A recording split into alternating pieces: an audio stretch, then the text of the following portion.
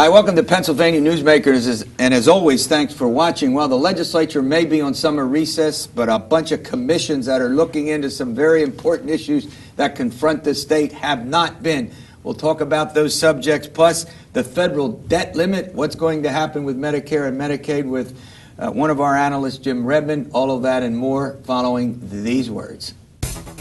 This is Pennsylvania Newsmakers, a fast-paced, unrehearsed weekly discussion with and about the leaders who shape your world. And now, here's your host, Terry Madonna. Hi, welcome back to the program. I forgot, I'm supposed to say Pennsylvania politics and government in depth and in detail, but what can you expect? It's hot and it's summer, and if the host screws up a bit, don't worry about it. Joining me, as often is the case, is Robert Swift. He's with Times Shamrock Newspapers, and Laura Olson, she's with the Pittsburgh Post-Gazette. All right, Laura, I'm going to start with you. Marcellus Shale, it's the issue that won't go away. We now have a set of recommendations that ends up on the governor's desk, and give me, if there are two or three things, what were the most important recommendations made by the commission? Well, at the commission's final meeting on July 15th, they went through 96 recommendations. Oh my God. It was a long day and a long meeting. But a couple of the key ones that folks were looking for: tax or fee. What are they saying about that? They said an impact fee could be needed, that there are some uncompensated was the word they used, costs that some of these local governments are dealing with, and that there needs to be some sort of way for those governments and other organizations to kind of recoup those costs. So impact fee is one. They didn't outline how, but they said go get to it. Now, Robert, the other thing is they also talked about some recommendations that they received from the Department of Environmental Protection. I think some 26 of them that dealt with license. And what These give are us an overview basically of that. the strengthen some of the well siting provisions for when you drill a well, how far back from a water source or someone else's well, what do you have to notify the property owners when you're going to dig a well, increasing penalties for violations, bonding. These are all the state's Oil and Gas Act, dates back to 1984, and it's never been written to cover the deep well drilling of the Marcellus. Now, generally speaking, the environmental community has had sort of a mixed reaction to these recommendations. They were originally upset over the composition of the commission. They felt that about a third of the people were, quote, representatives of the interest groups. But I think on those 26 recommendations, Laura, there seemed to be some sense in which that got support. I don't know if either of you interviewed folks in the environmental. Go ahead. Yeah, on the environmental oversight provisions, those were some things that Jan Jarrett of Penn Future and folks like that were saying, well, these are some things we've wanted for a while. There's been legislation to try and start updating some of these pieces, boosting fines, boosting the bonding requirement. So if a driller leaves their well and something needs to happen, there's a little bit of an insurance policy. Now, there's one other. Go ahead. You want to make a comment? What's funny about that? this commission, you suddenly realize sitting there, commissions are for broad policy strokes. And that's what Lieutenant Governor Culley, the chairman, was urging people not to get too into the weeds on stuff, except for these environmental ones. They got into the weeds on those. And that was from DEP. But the rest of it was general. In fact, the impact fee, I call it a generic impact fee. No, they didn't get into any really detail at all, except what it may be used for. All right, one of the things that I'm still unsure about and unclear about, that's why you folks are here, you're going to straighten this out. It's called pooling. It's a question where you go down, you go down in a well, right? You drill down, you go out. Now, in the old days, if I get this right, the shallow wells, you went down, you didn't go far out. But now with this pooling and with natural gas and with fracking and the new technology, you can go down and you can go out. My understanding is almost a mile horizontally under someone's land.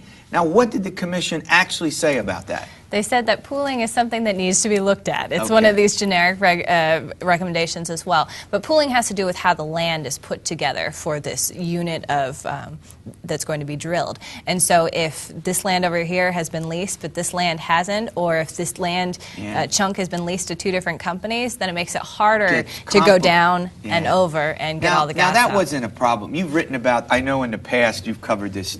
This never was a big issue before so much. I mean, it's actually, there's some pooling stuff in a law that goes back 50 years, but this is different kind of, that kind of shallow well drilling was more minimal impact on the surrounding property owners. This is a major impact, and you're bumping right up against the, the property rights And the advocates. property rights issue is going to be a big deal, Exactly. isn't It's been up, especially in the areas where the drilling is. It's been there historically with wetlands and other issues. We're going to run to break. I want to get into this whole proposal to sell the liquor stores. But what did they actually recommend? I've read some places where it said they recommended pooling, which means down and out, property rights, okay. But then I've read where they just said something that should be considered. RB referred to the law that's in place, and they said that needs to be looked at because the Marcellus shales here, there's other shale layers. Those are going to get involved in the drilling process, and we need to treat them all the same. All right, it's very likely that this question of should we sell off the state-owned liquor stores, they've been around since the end of Prohibition. It's been tried before by governors. We'll talk with our two reporters about what's in a proposal that was made by the House Majority Leader and the prospects for passage following these words. This broadcast of Pennsylvania Newsmakers is presented by the Pennsylvania Chamber of Business and Industry, the statewide voice of business, and by the Pennsylvania Cyber Charter School, bringing educational innovation and freedom to the children of Pennsylvania.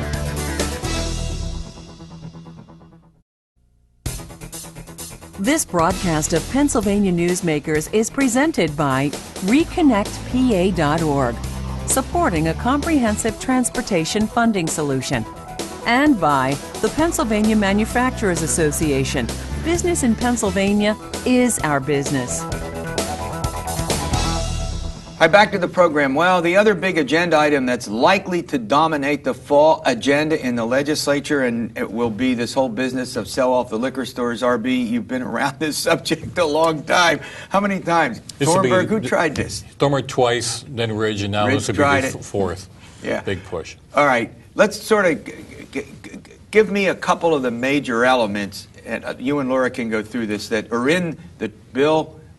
Written, apparently, or you know what I mean, sponsored by Mike Turzai, the majority leader. What struck me about this one is that he really expanded it beyond the earlier efforts to create up to 1,250 licenses, two categories. Double the licenses. Yeah, one for the big retailers and another for the independent niche stores, and that's different from what Ridge certainly did, and that's different. Thornburg never really had a plan to go that far out. He thought it would happen. So Turzai, and this is a revision from his bill last year, has sort of really upped the stakes on this. That piece could be a little bit of a response to, well, you're going to take away all these jobs because they're just going to go to Giant or Walmart or the grocery store, and someplace where they won't need more employees. But if it's a niche wine shop or something that currently doesn't exist, they'll need employees. And without getting into the weeds, they're talking basically about two kinds of licenses, aren't they? Yeah. One will be for go ahead. Yeah, the big box guys. Yeah. The Targets, Walmarts, grocery stores. And that was your point, then you have the smaller, go ahead. And the smaller folks, you know, a private liquor store, a small niche, like high-end wine store. Now, we still have large parts of the state, I don't know how, I've not actually looked at this about where they don't sell alcohol at all, There's a lot of dry municipalities. The plan is that for the big licenses that the liquor board would sort of create market zones to put them in. So there'd be some geographical distribution. Then what Turzai's saying for the smaller, they could sort of fill out the bigger licenses. That's how they would try to do that to cover the state. And what about the enforcement or regulation? Is there any? Would that be under the Attorney General, or would that be? Or haven't he's got? That would still be LCB, the Liquor Control Board. Oh, the liquor. Yeah. They would not immediately get rid, or the Liquor Control Board itself would still continue to exist. And they would give, yes, and they still would have the state police doing the stuff, and they would still give, quote, local law enforcement would be given. I'm not sure how that would play out. Yeah. But. The opposition, typically, Mothers Against Drunk Driving, the commercial union, retail union workers, whatever the exact name is. The United Food and Commercial Workers. Commercial Workers, thank you. Thank you, I should know that. Well, and they had folks at the press conference to unveil this who were booing? Shouting a little bit and asking some questions that Representative Turzai ignored. And then you have something else, conservative lawmakers. I know that I read some of the accounts that you and your colleagues wrote where you got conservative Republican lawmakers who are saying, well, we're not quite so sure.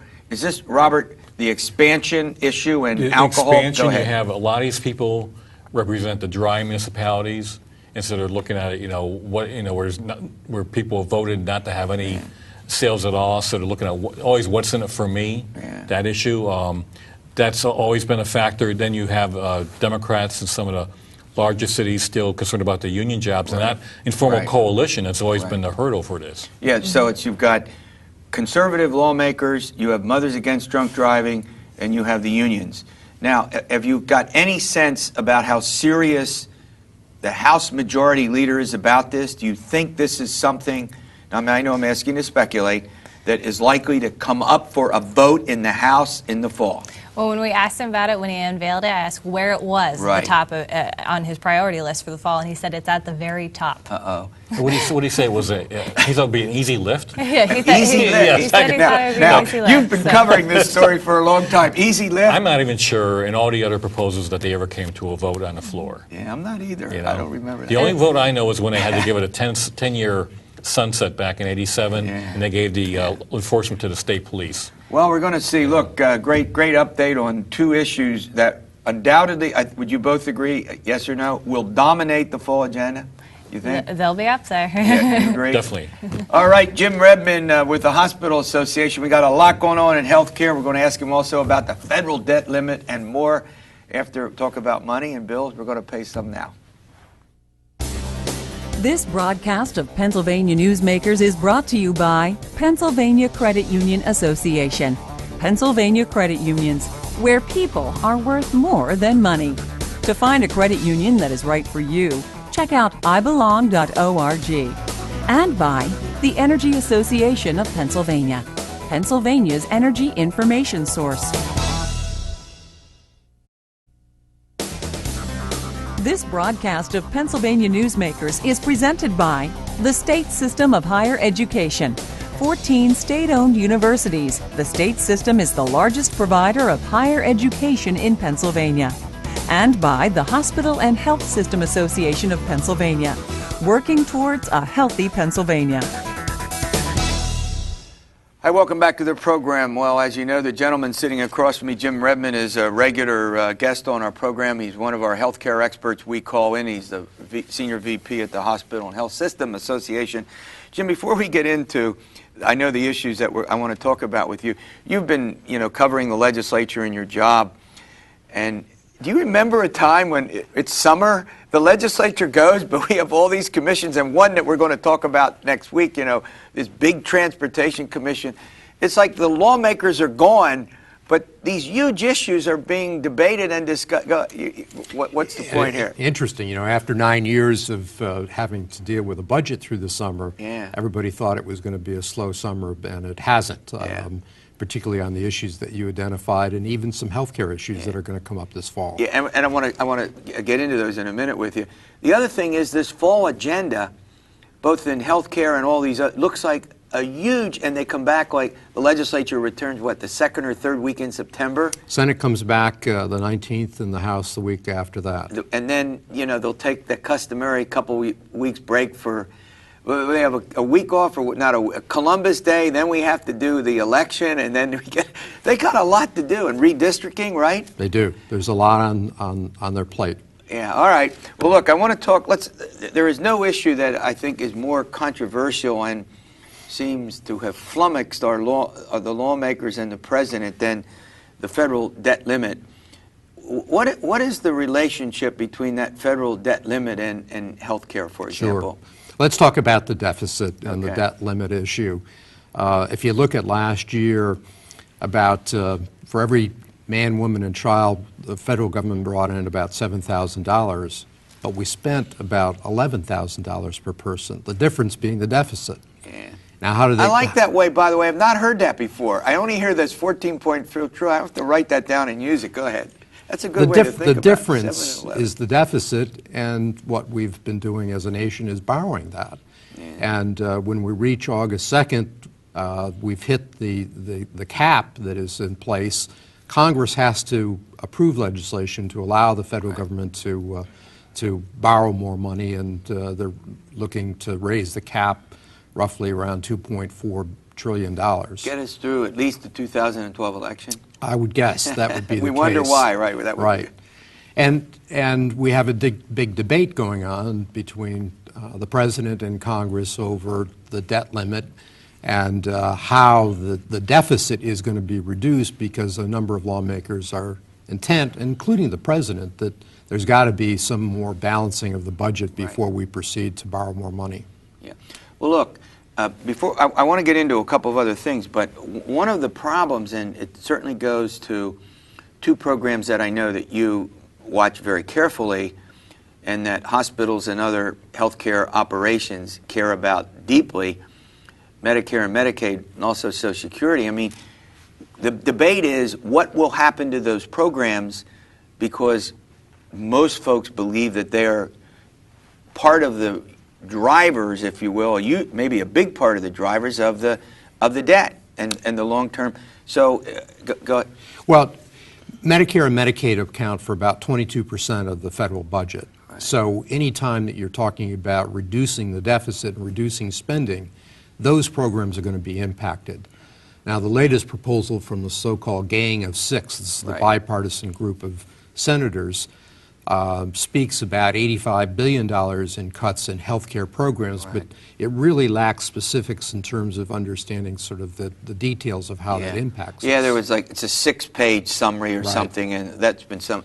Well, but can you, look, with 75 million baby boomers, in 07 reaching 30, I've seen numbers like $45–50 trillion in cost to run Medicare, for example, alone. Can the budget be balanced, do you think, without adjustments to either or both, probably Medicare and Medicaid? Is it possible? I think it's inevitable that there's going to have to be changes, because they can't get to the end goal without impacting on those programs, and that's why we are concerned from the healthcare standpoint. Even under the federal Affordable Care Act, the health care reform bill that was passed last year, hospitals are projected to take about a $155 billion cut over the next 10 years nationwide. That's about $9 billion here in Pennsylvania. So we're saying we've already contributed to reducing it.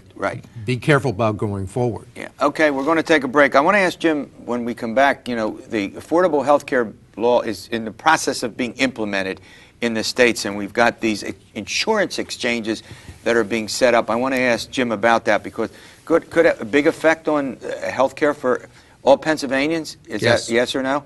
Something we all ought to pay attention to. Jim Redmond will help us understand that after these words.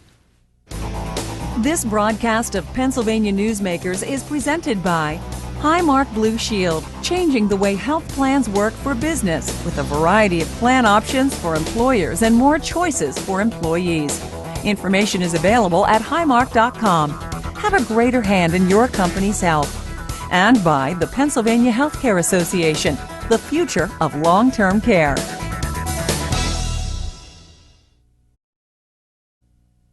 Hi, welcome back to the program with Jim Redmond. All right, look, the Affordable Health Care law requires that each state set up these so-called insurance exchanges that will help implement that law itself.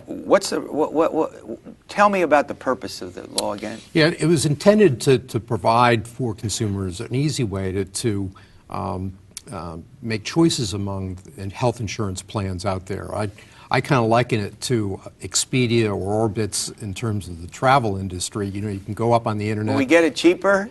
Well, the idea is to create competition by having more consumer choice. Now, also under the Affordable Care Act, there are subsidies for certain low-income individuals, and those subsidies are also driven by that insurance exchange.